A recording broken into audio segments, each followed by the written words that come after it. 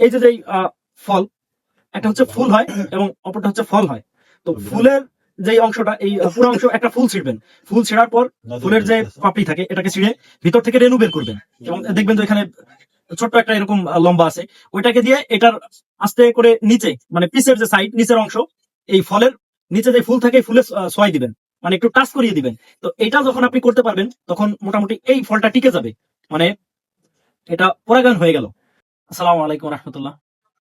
একটা গুরুত্বপূর্ণ কথা বলি। কথাটা হচ্ছে যে যারা ছাদ বাগান প্লাস বাড়ির আঙিনায় লাউ গাছ বা বিভিন্ন রকমের কুমড়া জাতীয় ফসল চাষাবাদ করেন, তো যেহেতু লাউ গাছ সম্পর্কে সব থেকে বেশি অভিযোগ আসে যে ছোট লাউ, এই ফলগুলা যখন বের হয় তখন এই লাউগুলা পচে যায়, মানে কালো হয়ে নষ্ট হয়ে যায়। তো এটার কারণ কি? অনেক লোক আসলে ওষুধ নিতে আসে যে কোনো একটা পোকায় এটাকে নষ্ট করে দেয়, ফুটা করে দেয়, এরপরে হচ্ছে কালো হয়ে যায়। আসলে বিষয়টা তেমন না। যদি কোনো গাছে ফুলের সংখ্যা কম থাকে তাহলে ঠিকঠাক ভাবে পরাগায়ন হয় না।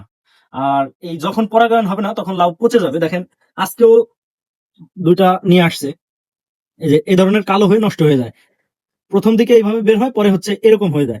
তো এই দুইটা নিয়ে আসছে দোকানে, নিয়ে এসে বললো যে আমাকে ওষুধ দেন। তো এই ধরনের সমস্যা মোটামুটি অনেকেরই আছে, যারা ছাদ বাগান করেন বা বাড়ির আঙিনা যেটাই বলেন। তো এখানে যে বিষয়টা আপনি করতে পারেন, যে যদি দেখেন যে লাউ গাছ আপনি আহ, খুব, ছাদ বাগান তো খুব বড় হয় না, 8-10টা গাছ হয় বা একটু বেশি পরিমাণ বা কম হইতে পারে এমন। তো যদি কোনো গাছে ফুলের সংখ্যা কম থাকে, এই ক্ষেত্রে আপনি যেটা করবেন যে মোটামুটি 12 থেকে 15 পাতা যখন হবে গাছের মাথা কেটে দিবেন। এটা হচ্ছে প্রথম নাম্বার, এটা গাছের মাথা কেটে দিবেন। এবং এরপরে যে শাখা উপশাখা গুলা ছড়াবে, মানে যে শাখাগুলা ত্বরান্বিত হবে, এই শাখার প্রত্যেক 5 পাতা রেখে বাদ বাকি মাথা কেটে দিবেন। এবং যখন এই প্রত্যেক 5 পাতা রেখে মাথা কেটে দিবেন, এখানে আবার ছত্রাক আক্রমণের একটা বিষয় আছে, যে ছত্রাক আক্রমণ হইতে পারে। আপনি বাজার থেকে একটা কপার নিবেন, যেটা কপার অক্সিক্লোরাইড আছে, এই কপার নিবেন 1 লিটার পানিতে 2 গ্রাম করে সুন্দর করে মিশায়ে স্প্রে করে দিবেন। এতে করে আপনার ছত্রাকের আক্রমণ হওয়ার সম্ভাবনা থাকবে না। অনেক সময় দেখা যায় যে মাথা কাটার উপর কোনো কিছু দেওয়া হয় না, ওখানে ছত্রাক আক্রমণ হয়, ফলে ওই জায়গা পচে যাইতে পারে বা লাল হইতে পারে। তো এটা ওই পোকামাকড় ধারাই হয়, মানে একটা ছত্রাক হয়, কখনো ব্যাকটেরিয়ার কারণে হয়। তো যখন এই কপারটা দিয়ে রাখবেন তখন আর এই সমস্যাটা আসবে না। আর যখন এই যে 5 পাতা করে কেটে দিলেন, তখন প্রচুর পরিমাণে ফুল এবং ফল একসাথে বের হবে।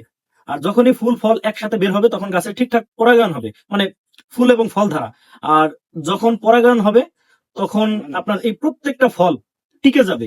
আর এছাড়া যে বিষয়টা, এই বিষয়টা একটু সুন্দর করে এক্সপ্লেইন করি। দেখেন, এই যে ফল, একটা হচ্ছে ফুল হয় এবং অপরটা হচ্ছে ফল হয়।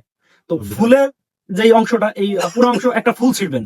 ফুল ছেঁড়ার পর ফুলের যে পাপড়ি থাকে এটাকে ছিঁড়ে ভিতর থেকে রেণু বের করবেন, এবং দেখবেন যে এখানে ছোট্ট একটা এরকম লম্বা আছে, ওইটাকে দিয়ে এটার আস্তে করে নিচে, মানে পিসের যে সাইড, নিচের অংশ, এই ফলের নিচে যে ফুল থাকে ফুলে ছোঁয়াই দিবেন, মানে একটু টাচ করিয়ে দিবেন।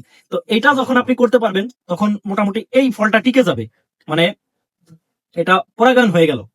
তো এই পরাগায়নটা হয় মূলত পোকামাকড় দ্বারা, এইটা মাছি দ্বারা এই পরাগায়নটা হয়। তো আমরা যখন ভারী কোনো কীটনাশক স্প্রে করি তখন এই মাছিগুলো আর আসে না, ফলে ওই পরাগায়নে বিঘ্ন ঘটে।